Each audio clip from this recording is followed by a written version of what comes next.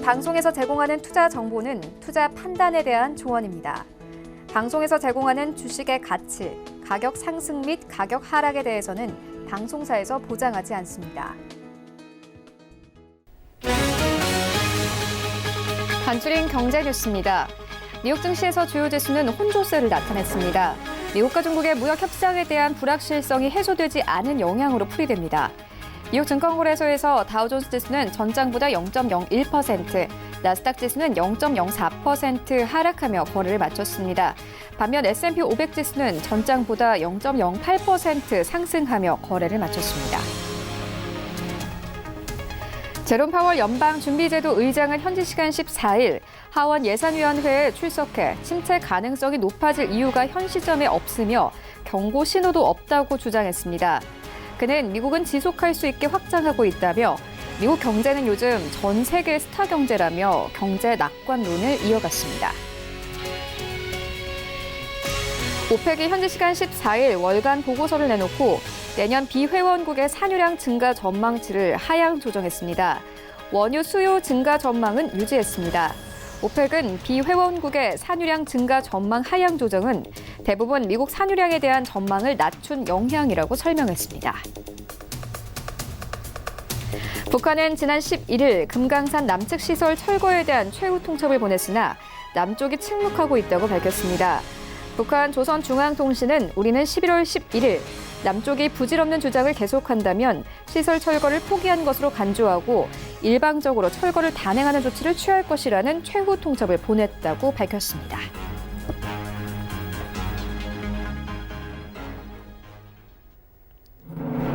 네, 시청자 여러분 안녕하십니까? 출발 증시 와이드 1부 시작합니다. 최윤입니다. 어제 우리 증시 양시장 모두 상승하며 거래를 마쳤습니다. 어제 옵션 만기일이었기 때문에 외국인들 코스피 시장에서 2,000원 넘게 매도를 했지만요. 또 기관이 매수해주면서 어제 코스피 시장 받쳐줬습니다. 코스피는 2,139선에서 종가가 형성됐습니다. 40선 눈앞에 두고 마감이 됐는데요. 일단 어제 시장에서 이 특징적인 종목은 바로 네이버였습니다. 합병 이슈로 13% 이상 급등하면서 어제 시장 강하게 견인을 해주었습니다. 코스닥 시장도 마찬가지로 기관이 소폭 매수해주면서 663선까지 올랐는데요. 어제 장이 마감된 이후에 셀트리온 헬스케어가 실적을 내놓았습니다. 3분기의 실적과 매출, 영업이 모두 다 좋았다라는 평인데요. 오늘 시장에도 강하게 영향받을 것 같고요. 이런 가운데 간밤에 뉴욕 증시 3대 지수는 혼조세로 마감이 됐습니다. 미국과 중국의 무역 협상에 대한 노이즈가 계속 시장의 불안감으로 작용하고 있는데 이런 시장 상황들 출발 증시 와이드 1부에서 정확하게 알아보도록 하겠습니다. 네, 먼저 라이브 이슈타임에서는요. 이 실적을 발표한 종목 하나 더 있습니다. 바로 하이트 진로인데요. 테라 열풍의 깜짝 실적을 발표했습니다. 함께 주가 흐름 짚어보도록 하겠고요. 이어서 중국의 흑사병 발생 소식과 함께 어제 관련 종목들이 크게 상승을 했습니다. 함께 이 종목별로 짚어보도록 하겠습니다. 이어지는 월가 산책 시간에는요. 일본이 3분기 급속히 둔화한 GDP와 마이너스를 기록한 수출 지표를 발표했습니다. 한국의 불매 운동의 영향이 큰 것으로 풀이되고 있는데 함께 살펴보도록 하겠고요. 이어서 시진핑 중국 국가주석이 브라질 대통령과 경제 협력을 약속했습니다. 어떤 내용들이 들어가 있는지 함께 살펴보도록 하겠습니다. 출발 증시 와이드 1부 지금 출발합니다.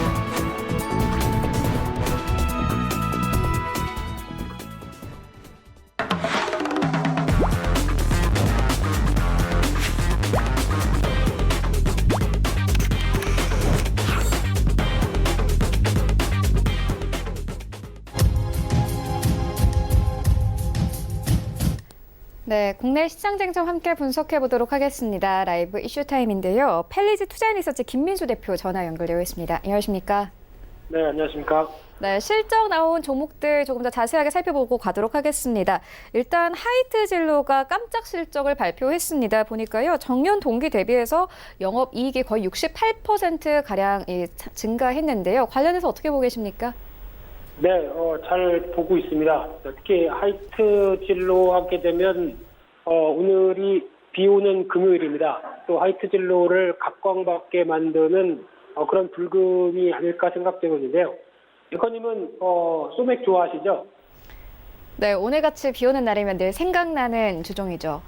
네, 아침부터 죄송합니다만 소맥의 대명사로 불리면서 요즘 테슬라라고 하죠. 예전에는 카스와 타미스를 조합을 해서 먹었는데 이제는 테라가 갑작스럽게 부각을 하다 보니까 부장님 오늘 테슬라 한 잔이라고 얘기를 하기도 전에 부장님이 먼저 테라 한 병 주세요 얘기를 하고 있는 상황들이죠.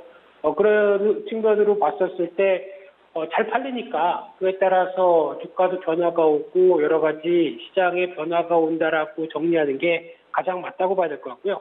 그러다 보니까 하이트 진로가 한 8개월 동안 주가 움직임을 보게 되면 추세적인 강세가 계속 이어지는 상황입니다. 그래서 주가도 한 70% 올랐고요. 그러다 보니까 어떤 음식료 업종의 최근 들어서 대표 주자격으로 알려지면서 주가도 상당히 강한 모습들인데 그러다 보니까 10월 말에 시가총액이 2조 원을 돌파하는 모습까지 나옵니다. 그래서 이번에 3분기 실적이 발표된 모습을 보게 되면 매출이 5,290억, 작년 동기 대비 5.8% 늘었고요. 영업이익이 490억대, 그러니까 작년 동기 대비 68% 늘었다고 하게 되면은 상당히 양호한 수치를 보여줬다라고 보여지고 있는데 특히 주목할 부분들이 혹시나 이번에 여름이 생각보다 좀 많이 더웠다, 작년만큼 더웠다라고 하게 되면 실적이 훨씬 더 좋았을 수 있습니다. 하지만 그보다는 약간 성수기 관점 쪽에서 봤었을 때 생각보다 그렇게 완전히 긍정적이지 못했다는 점도 부각받고 있고요. 워낙 주가가 강하다 보니까 증권사에서도 영업이익과 매출액 모두 다 좀 더 긍정적으로 생각했던 부분들이 있는데 근데 이 부분이 좀 하회됐죠. 매출과 영업이익 모두가 약 한 7%에서 한 10% 정도 좀 덜 나왔다라고 볼 수 있는 상황들인데 그래도 이게 어디냐. 예, 요즘 대세는 테라와 차미슬이다. 거기다가 진로 이즈백까지 레트로 열풍까지 불구는 이쪽에 대해서 긍정적으로 보여지고 있는 상황들이고요. 말씀드렸듯이 3월 달에 테라가 출시됐습니다. 근데 100일 만에 1억 병 돌파라는 쪽으로 나오고 있고 또 몇 개월 만에 2억 병 돌파 뭐 이런 식으로 나오다 보니까 솔직히 앵커님도 드셔보셨겠지만 맛이 차이가 나나요? 저는 차이가 나는지 모르겠던데요. 네, 워낙 술을 한 술 하시기 때문에 맛을 미묘하게 잘 아실 줄 알았는데 네. 저랑 똑같네요. 네, 저도 그렇게 큰 차이는 못 느꼈는데 남들이 좀 더 주장이신 분들은 괜찮다고 하더라고요. 그러다 보니까 테라의 판매가 이런 식으로 나오지 않나 생각되고 있는데 국내 맥주 중에 출시한 다음부터 가장 빠른 성장세를 보였다라고 얘기를 하고 있고요. 말씀드렸듯이 그러면은 소맥을 먹기 위해서 주문했던 부분을 카스를 가져온다. 그러면 아니죠. 이거 말고 다른 거 주세요. 라고 하다 보니까 카스가 외면받고 있는 상황들이고요. 그러다 보니까 이 정도로 안정적인 판매까지 들어오다 보니까 기업 입장 쪽에서는 어느 정도 성장세에 올라왔다라고 하게 되면은 초기에는 새 제품을 나온 다음에 판촉비, 마케팅 비용 이게 상당히 많이 들어가는데 지금은 예전 같은 경우는 음식점 앞에 테라 거리라고 그러죠. 예, 그러면서 거리에서 음식점마다 들어가서 막 행사하는데 이거 시키면은 뭐 한 병 더 뭐 이런 것도 하셨던 아리따운 분들이 많이 계셨었는데 요즘은 안 보입니다. 그만큼 이제 올라올 만큼 올라왔다, 자리를 잡았다라고 볼 수도 있는 상황이다 보니까 마케팅비가 이제 준다라고 볼 수 있고요. 또 하나 소주 관련된 쪽에서 죄송합니다. 소주입니다. 네, 소주 관련된 쪽에서 5월달에 참이슬의 출고가가 인상이 됐죠. 한 6.4% 정도 인상되다 보니까 그에 따른 기대감 그리고 특히 말씀드렸던 진로 이즈백이 요즘 또 핫한 인기를 끌다 보니까 근데 이제 진로이스백은 그렇게 보셔야 될 것 같습니다. 워낙 참이슬의 시장 점유율이 상대적으로 뭐 몇 천만 병, 천만 병대 이상 팔리고 있는 상황 쪽에서 진로이스백이 차지하는 비중이 그에 따라서 봤을 때는 한 10% 정도도 안 되는 수치이긴 하지만 워낙 참이슬이 어떤 강한 시장 점유율을 갖고 있죠. 그래서 그거에 대비해서 어떤 의미 있는 수치는 아니라고 한다고 하더라도 그래도 꾸준하게 인기를 타고 있으면서 점진적으로 같은 소주 시장 내에서의 변화가 나온다라고 하게 되면 그 부분도 또 하나 긍정적인 모멘텀으로 작용을 한다고 봐야 될 것 같고요. 그러다 보니까 점유율 60%대를까지 끌고 갈 수 있었던 가장 큰 대표적인 주자였다. 당관점 쪽에서 시장은 좀 주목을 하고 있고요. 또 하나 빼놓을래야 빼놓을 수 없는 게 화이트 젤로가 운이 참 좋았다라고 밖에 볼 수 없는 게 일본 불매운동이죠. 특히 일본 불매운동과 함께 나왔던 부분을 생각하게 되면 그동안 시장 점유율 거의 1, 2위 안쪽에 다투던 일본 맥주들이 갑자기 판매량이 90%대 이하로 떨어지기 시작하게 되면 그 빈자리를 누가 채우겠습니까? 특히 편의점 가셔서도 보셔서 아시겠지만은 상대적으로 일본 맥주들이 사라지기 시작하면서 그 빈자리가 전면 배치가 되는 게 국내 맥주 아니면 중국의 칭따오 비어 뭐 이런 쪽으로 나오기 시작하고 독일 맥주들 간혹 보이고 있고 그런 상황이다 보니까 그에 따라서 어떤 여러 가지 변화가 상대적으로 수혜를 크게 봤다라는 쪽도 어떤 외면하지 못하는 현실이라고 봐야 될 것 같고요. 하지만 술을 좀 아시는 분, 예, 맥주를 좀 아시는 분들 같은 경우는 지금 추세가 좀 바뀌고 있다는 것도 염두를 하실 필요가 있습니다. 저희가 보통 얘기하는 수제 맥주죠. 잘 아시죠, 앵커님? 제가 더 이상 이런 얘기 안 드려도 되겠죠? 아, 네, 네. 그럼요. 잘합니다. IPA 종류 굉장히 좋아합니다. 예, 브랜드를 차마 제가 얘기를 못할 정도로 예, 얘기를 해야 될 것 같은데, 네, 바로 저 얘기 나오는 거 보니까 제가 할 말이 더 없어지는데요. 그런 관점 쪽으로 봤을 때 그런 경향들이 약간 이제 소량 다품종 쪽에 대한 시각들도 상대적으로 좀 늘어나고 있다. 그래서 우리나라 사람들의 입맛이 조금씩 고급화되기 시작하다 보니까 아마 하이트젤로에서도 알 겁니다. 이런 시장 분위기 때문에 약간 좀 브랜드라든가 아니면은 판매에 대해서 좀 더 다변화된 전략을 가져가겠다는 쪽이 아마 잠깐 언급된 적도 있었는데요. 그래서 아마 내년 같은 경우는 이런 부분들이 계속 시장의 트렌드로 바뀐다라고 하면 좀 더 입맛을 다양화된 전략들이 나오지 않을까라는 쪽도 생각을 해볼 수 있을 것 같은데 하지만 일단 하이트젤로 다 좋습니다. 실적도 잘 나오고 판매량도 좋고 그런데 이제 지금 이 상태에서는 잠깐 또 고민할 수 있는 부분들이 쉽게 말씀드리면 비수기죠. 지금은 날씨가 추워지다 보니까 이제 맥주 안 찾죠. 맥주보다는 소주의 계절이 왔습니다. 탕과 보글보글 끓는 탕과 소주 계절이 오다 보니까 상대적으로 맥주 관련된 쪽은 비수기로 들어오면서 어떤 실적에 대한 부분들이 약간 좀 위축될 수 있다는 부분들 생각해야 될 것 같고요. 거기다가 이제 실적과 흐름 보게 되면은 1분기 같은 경우 실적이 적자가 났고 그에 따른 분위기가 아직 그렇게 크게 작용을 하지 못하다 보니까 전반적인 음식료 업종 대비해서 주가가 시가총액 2조 원대라고 하게 되면 올해 실적 선방했고 내년도 잘하면은 한 500억에서 700억 정도까지는 순이익이 나올 걸로 보여지고 있는데 그렇게 되면은 성장세는 이어진다고 하더라도 시가총액 2조대를 설명할 수 있을 만큼 강한 밸류에이션은 아니다라는 데도 무게를 좀 둬야 될 것 같습니다. 그렇기 때문에 일단 기대감도 살짝 더 반영되어 있는 수치다라고 봐야 될 것 같고요. 가장 중요한 게 또 배당이었죠. 하이트젤로의 큰 메리트 중에 하나는 좀 비싸도 배당은 꾸준히 잘 준다. 그래서 작년 같은 기준으로 봤을 때는 거의 배당 수익률 4%대 후반까지도 나왔던 수치인데 근데 지금 만약에 실적이 개선돼서 올해 배당을 늘리지 않는다라고 하게 되면 작년 기준에 800원 배당이다라고 하게 되면 지금 시가 배당률로 보게 되면 2%대 중반대 정도까지 떨어져 있는 상황이다 보니까 살짝 배당 메리트는 줄어 있는 상황들이죠. 그래서 이런 약간 이제 도전을 좀 겪어야 될 부분들이 좀 나오다 보니까 일단 지금 시가총액 2조 원대까지 들어온 하이트젤로를 바라보는 입장 쪽에서 추세적으로 계속 가기보다는 약간 내년 한 1, 2월 달 때까지는 좀 정체나 아니면 하향의 가능성이 있지 않을까 생각이 들고 있고요. 그래도 실적 자체가 성장한다라고 하게 되면 한번 비수기 때 사람들이 맥주 안 찾을 때 맥주의 대표 주자를 사보는 것도 또 하나의 전략이 아닐까라는 관점 쪽에서 좀 더 판매량과 또 내년에 이어질 다변화된 전략들 지켜보는 게 좋겠다. 이렇게 정리하겠습니다. 네, 하이트 진로 주가 흐름까지 짚고 왔고요. 어제 시장에서 움직였던 테마 종목들 살펴보고 가도록 하겠습니다. 중국에서 흑사병이 발병했다라는 소식이 전해지면서 어제 우리 시장에서 관련 종목들이 요동쳤습니다. 일단 뭐 페니실린 관련 종목들, 백신주들 그리고 균이 병원균으로 옮겨질 수 있다라는 이 분석이 나오면서 마스크 주까지 요동쳤는데요. 관련해서 좀 정리 좀 해주시죠. 네, 정리를 드리고 싶은데 가장 첫 번째로 말씀드리고 싶은 거는 테마는 테마일 뿐 그 이상의 의미를 줄 필요는 없겠다라는 쪽으로 먼저 염두를 둬야 될 것 같고요. 특히 이런 좀 질병이 발생하고 특히 유행병이 창궐하기 시작한다라고 하게 되면 가장 주식시장도 민감하게 반응하겠지만 일단 두렵습니다. 병에 걸리고 또 목숨까지 위태롭다라고 하게 되면 상대적으로 어떤 여러 가지 준비를 할 수밖에 없는 상황들이고 그에 따른 사회적 비용, 사회적 혼란과 여러 가지 소요 사태까지도 생각하게 되면 부담감이 크죠.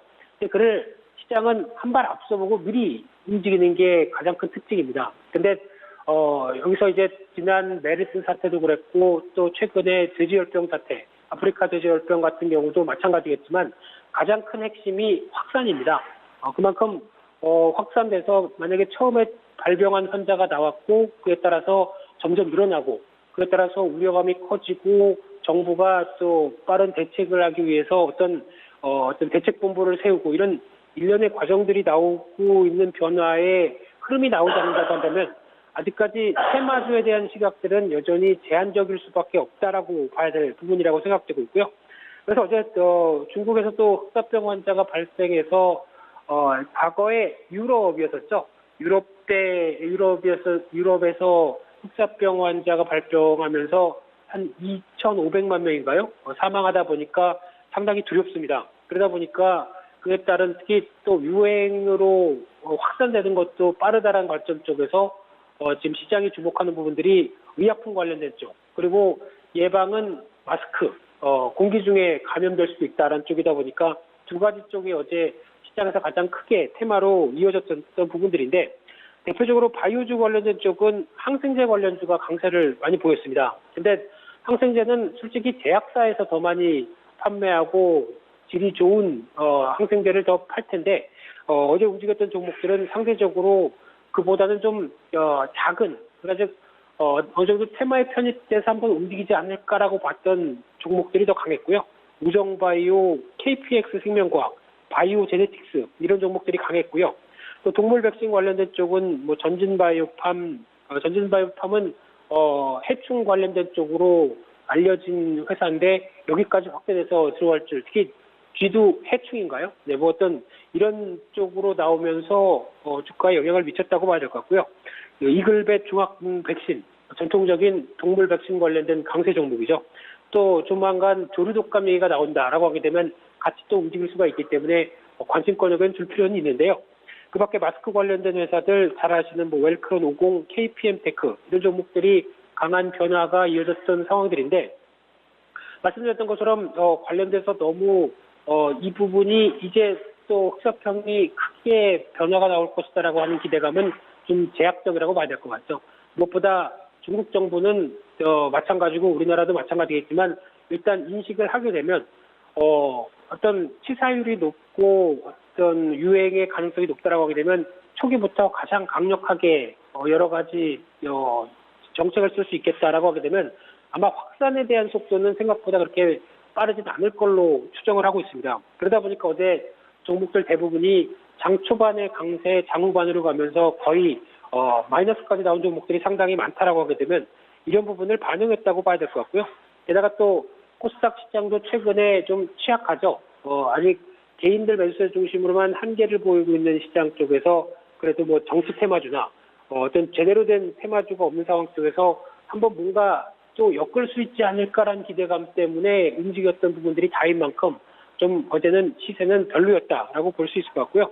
하지만 이 테마 중에서 그래도 좀 더 집중해야 될 쪽은 아무래도 마스크 쪽이 아닐까 생각됩니다. 마스크는 전통적으로 저희가 딱 날씨를 보아서도 아시겠지만은 봄 지나고 여름 가을 때는 좀 청명하고 와 이게 사람 살기 좋은 날씨네 이런 날씨가 돼야지라고 생각을 했다가 이제 가을 늦게 들어와서 겨울 그리고 봄으로 들어가게 되면 다시 또 날씨에 대한 두려움이 상당히 크죠. 날씨는 즉 황사 미세먼지 관련된 부분이 아닐까 생각되고 있는데 그렇게 되면은 또다시 실적에 대한 성수기가 들어올 가능성이 높다라는 관점 쪽에서 마스크 관련된 종목 오히려 미세먼지 관련된 종목들은 지금부터는 좀 주목할 필요가 있지 않을까라는 관점 쪽에서 같은 테마주를 노린다라고 하게 되면 마스크 관련된 종목들은 눈여겨볼 필요가 있다라는 관점 쪽에서 그런 관점 쪽으로 좀 바라보시되 흑사병 테마는 그냥 너무 크게 생각하시지 않으셨으면 좋겠습니다.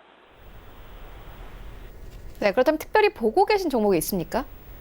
그 안쪽에서 마스크 쪽보다 약간 좀 미세먼지 관련된 쪽으로 보게 되면은 그나마 제 클린앤사이언스라는 종목들이 소모품 쪽에서 가장 좋다고 봐야 될 것 같고요. 두 번째로는 마스크 쪽은 솔직히 거기서 다 거기인 것 같은데 그래도 그나마 하나를 고른다라고 하게 되면 550이라는 종목이 눈에 띄고요. 이 회사 같은 경우는 일단 접착제 쪽으로 저희가 잘 아는 50본드죠. 제지표 본드에 능가하는 50본드.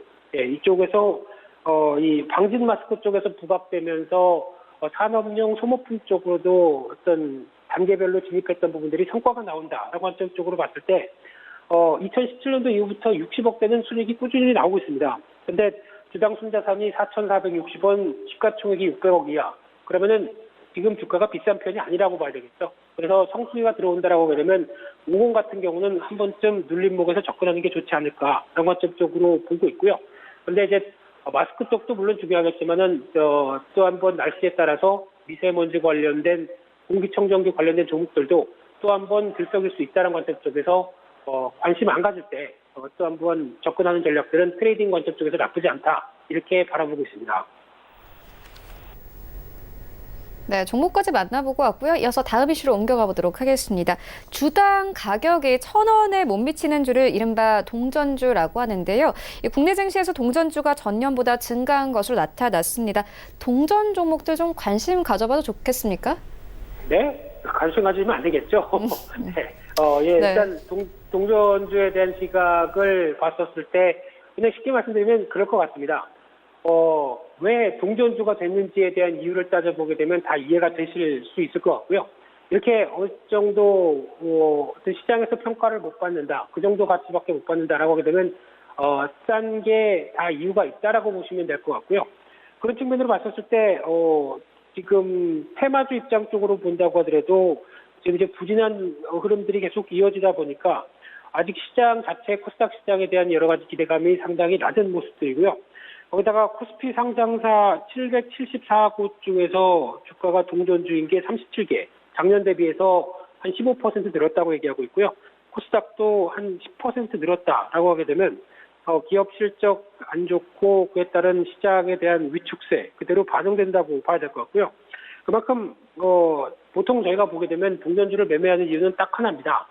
1,000원짜리가 100원만 올라도 10% 수익인데 이거 한번 기술적이나 여러 가지 흐름 봤을 때는 가장 2배 먹기가 좋지 않을까. 그래서 1,000원에서 2,000원 가는 게 쉽지 않을까.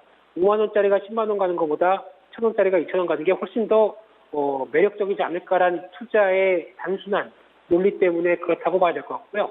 근데 물론 그렇게 가는 종목들도 있죠. 근데 그에 따른 여러 가지 변화들은 오히려 1,000원짜리가 800원 가는 게 더 빠를 수도 있습니다. 그만큼 200원 빠졌는데 뭐 어디야라고 할지 모르겠지만은 수익률로 보게 되면은 15%가 훨씬 더 넘게 하락하는 모습들이죠.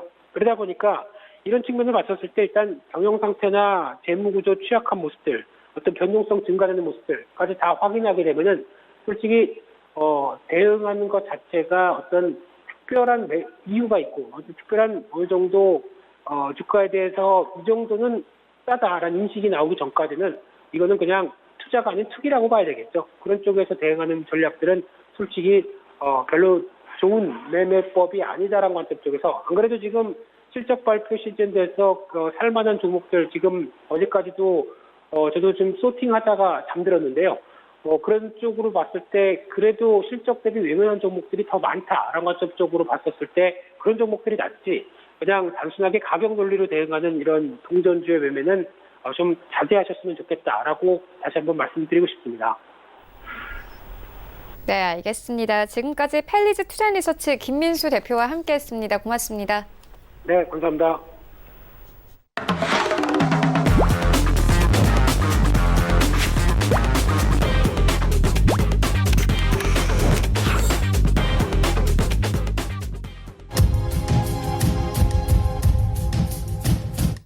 네, 글로벌 이슈 체크해 보도록 하겠습니다. 월가 산책 시간인데요. KTB 투자증권 이성훈 과장 전화 연결되어 있습니다. 안녕하십니까? 네, 안녕하십니까? 네, 먼저 일본 경제 상황부터 짚고 가도록 하겠습니다. 일본의 경제 장관이요, 3분기에 급속히 둔화한 GDP와 마이너스를 기록한 수출 지표를 발표했습니다.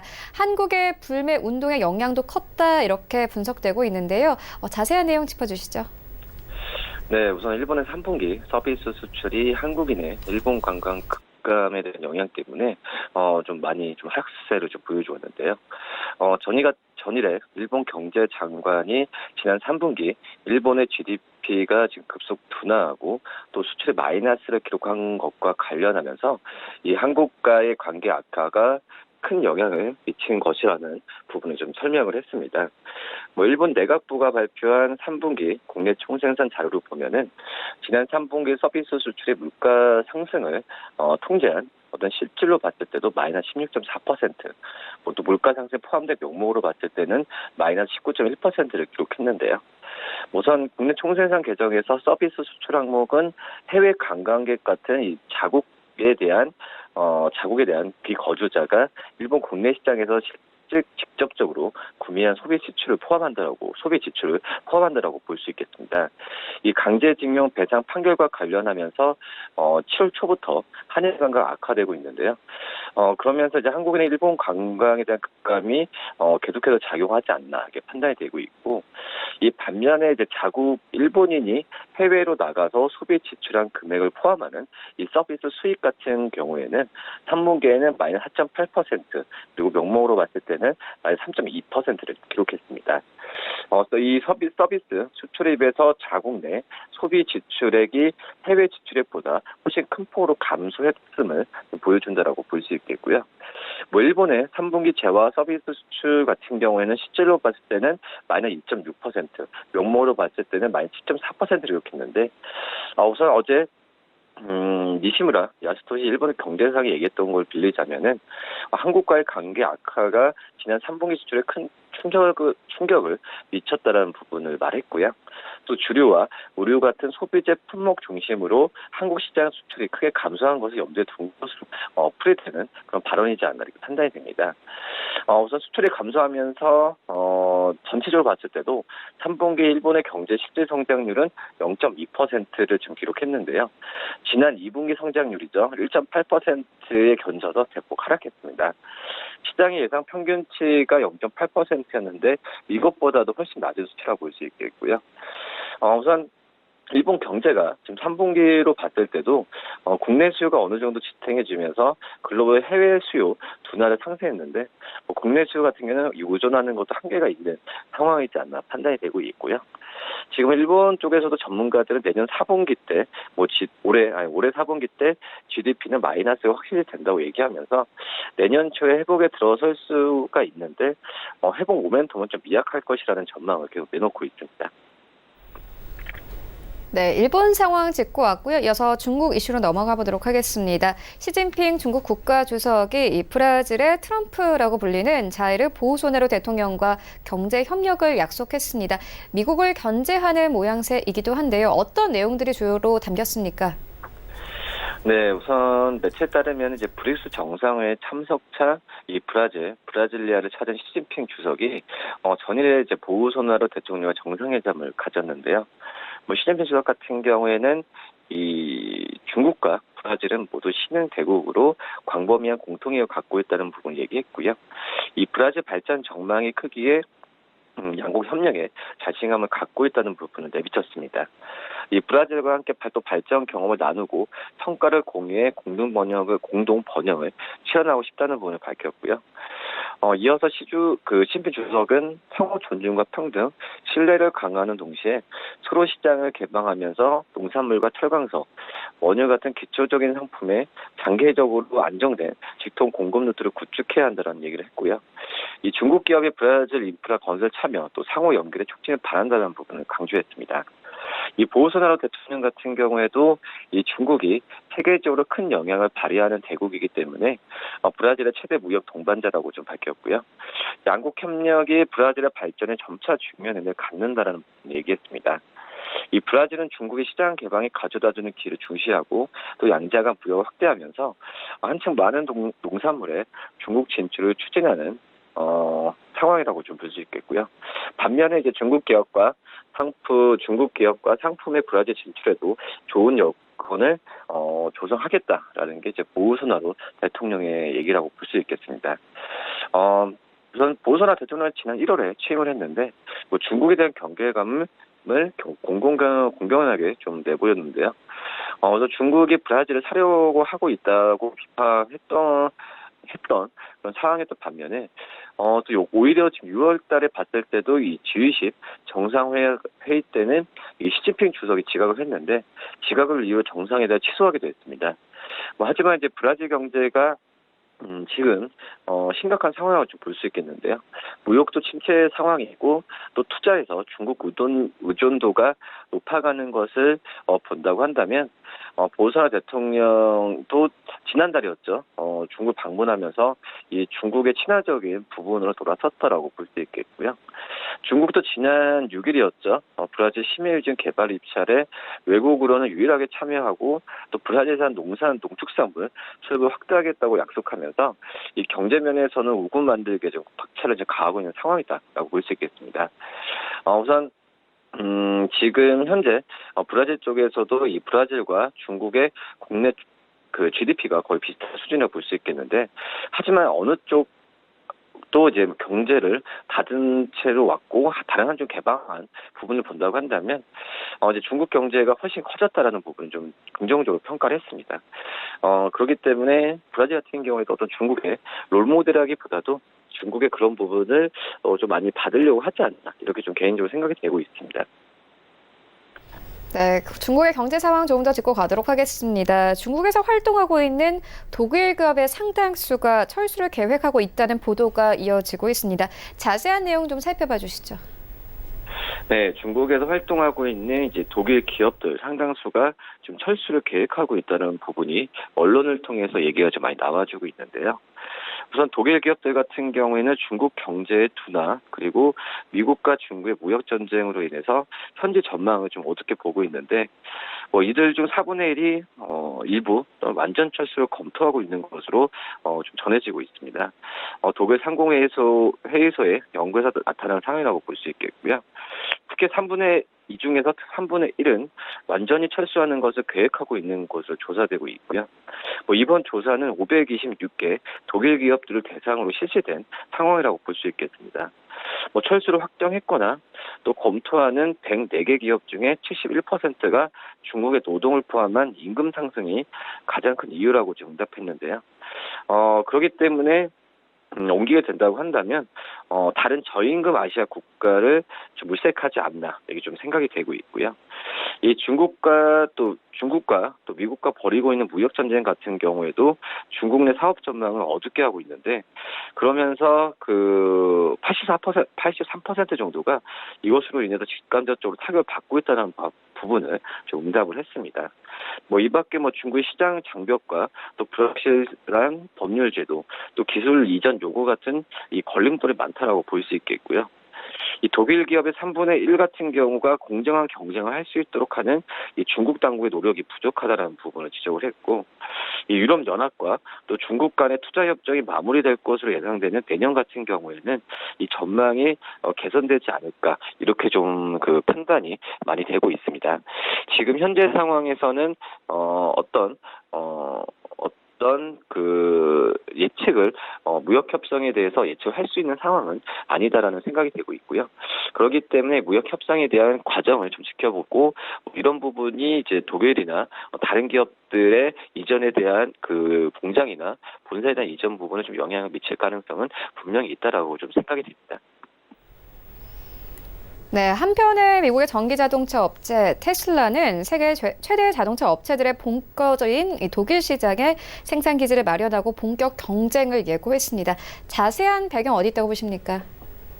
네, 우선 지금 머스크, 테슬라 최고 경영자가 우선 베를린에 이번에 골든 스티어링 휠 시상식에 참여했습니다. 그런 상태에서 밝혔던 내용이 이 기가팩토리죠. 테슬라 전기차와 부품 공장을 합쳐서 기가팩토리라고 하는데 이 기가팩토리와 또 엔지니어링 또 디자인 센터를 짓겠다는 계획을 밝혔습니다.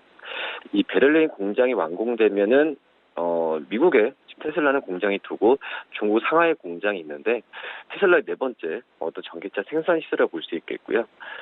이 머스크 CEO 같은 경우에는 독일을 선택한 이유에 대해서 공학이 뛰어나기 때문이라는 부분을 설명했는데 전기차 공장 같은 경우에는 베를린 남부 브란덴부르크 신공항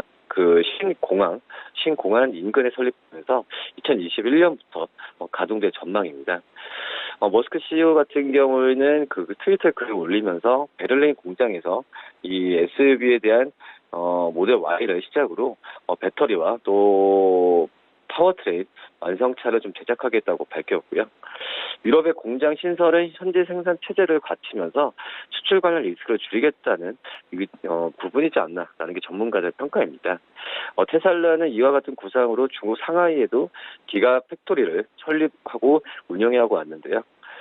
우선 지금 미국에서 유럽으로 자동차를 수출하는 복잡성을 피할 수 있고 또 무역 관세를 둘러싼 불확실성 피할 수 있는 부분을 긍정적으로 내다본 상황이라고 좀 볼 수 있겠습니다. 이 월세 전에 따르면 테슬라는 작년에 25만 대의 자동차를 생산했고 올해 36만 대의 생산을 예상하면서 회사 규모를 키워가고 있는데 지난달 3분기 실적 발표를 했었죠.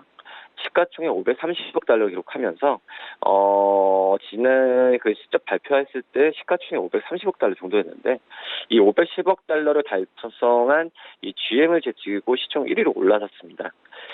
전기차 업체 테슬라가 이 독일에 공장을 세우고 차량에 대한 하는 부분도 어떻게 보면 전 세계에 대한 글로벌 시장 진입 장벽을 더 용이하게 용이하게 할 그런 의도이지 않을까 이렇게 좀 생각이 되고 있고요. 우선 지금 독일 자동차 업체들이 대표적으로 독일 자동차 업체들 같은 경우가 이 폭스바겐이 전기차 ID3를 선보이고 포르쉐와 또 메르세데스, 벤츠도 이 프랑크푸르트 오토쇼에서 완전 전기차를 공개하면서 우선 지금 전기차 시장은 경쟁이 무한궤도로 좀 가지 않을까 이렇게 좀 생각이 되고 있고요.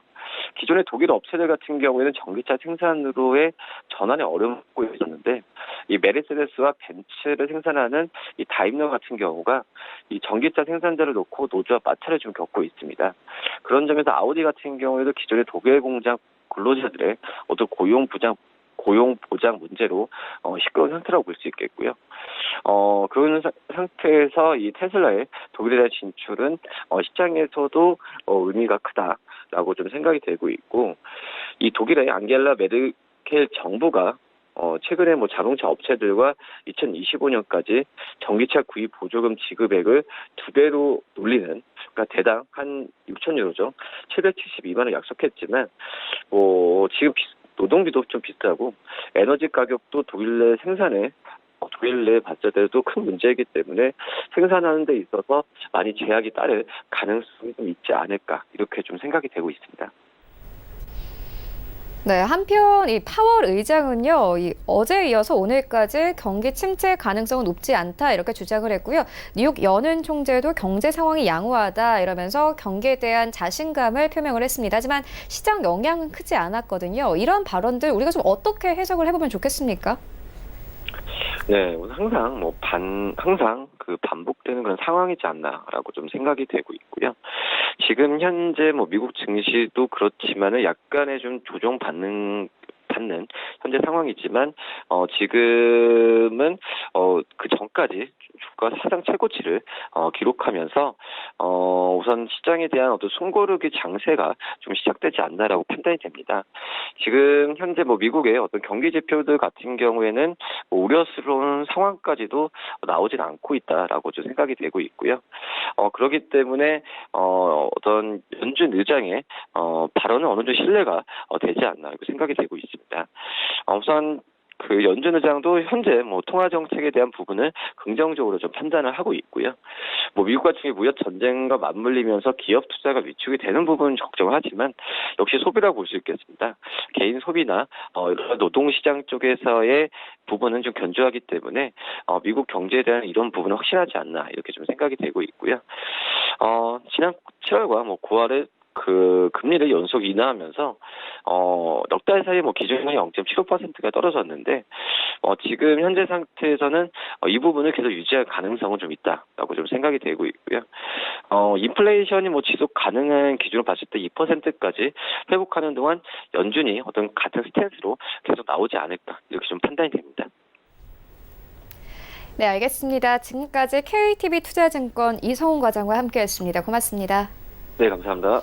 네, 1부는 여기서 모두 마치도록 하고요. 잠시 후 2부에서는 전문가들과 함께하는 정보 라이브쇼, 라이브 매매타임이 이어집니다. 여기에 더해서 오늘장에서 이슈몰이라고 있는 특징 주까지 꼼꼼하게 살펴봐 드리겠습니다. 채널 고정해 주시고요. 저희는 잠시 후 2부로 다시 찾아오도록 하겠습니다.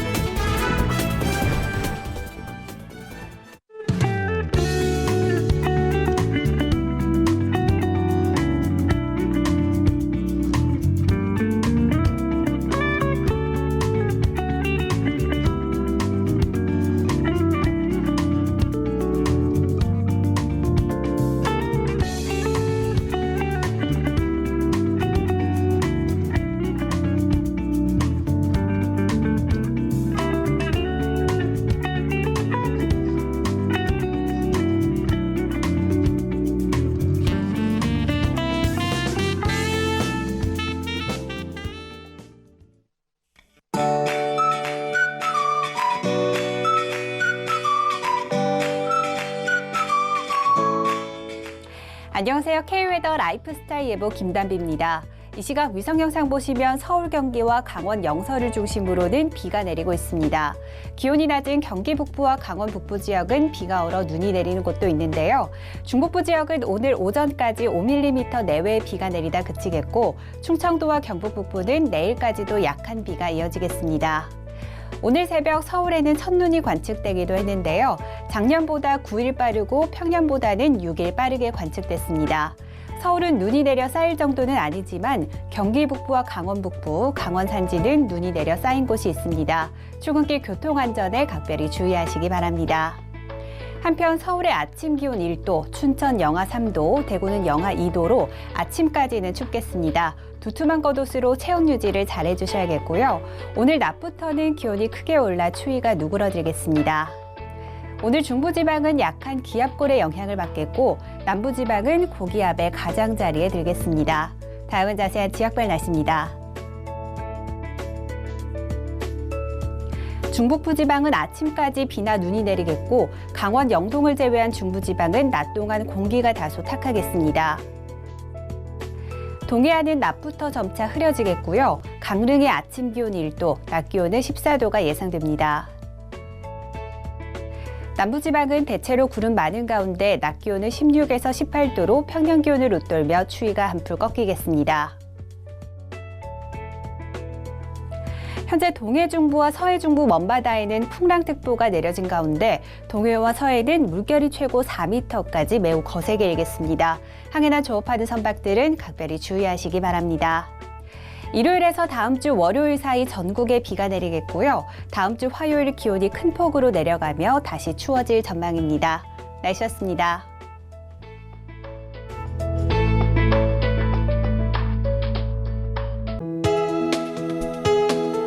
본 방송에서 제공하는 투자 정보는 투자 판단에 대한 조언입니다. 방송에서 제공하는 주식의 가치, 가격 상승 및 가격 하락에 대해서는 방송사에서 보장하지 않습니다.